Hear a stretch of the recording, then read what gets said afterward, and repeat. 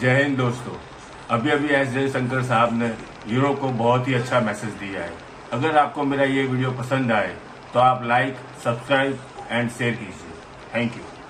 To this part of the world, but more broadly, if we take Europe and the EU as an actor in this particular equation, what are India's expectations from a EU partnership? That's the first part of the question, and the second, of course, is that you did make a very important point that maybe Donald Trump has popularized Arctic beyond the traditional circles of examination. Now.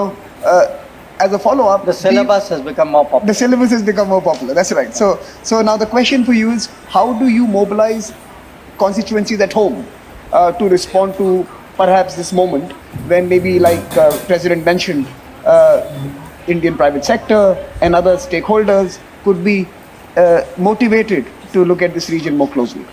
Well, when you ask me about Europe, you mean on Arctic or generally speaking? Generally speaking.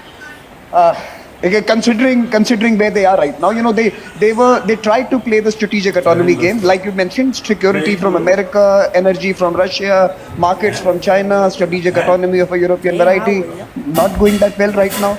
But how do you and what do you as India expect from Europe? Well, look, when we look out at the World Summit, we look for partners. We don't look for preachers. Particularly preachers who don't practice at home what they preach abroad. And I think some of Europe is still struggling with that part. Some of it has changed. So,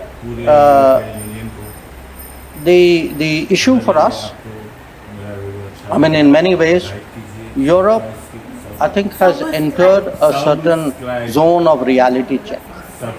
Now, whether they are able to step up to it or not, it's something we will have to see.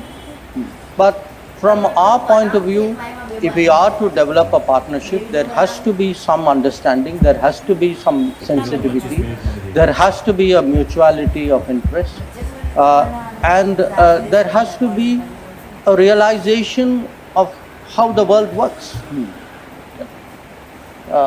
And I think these are all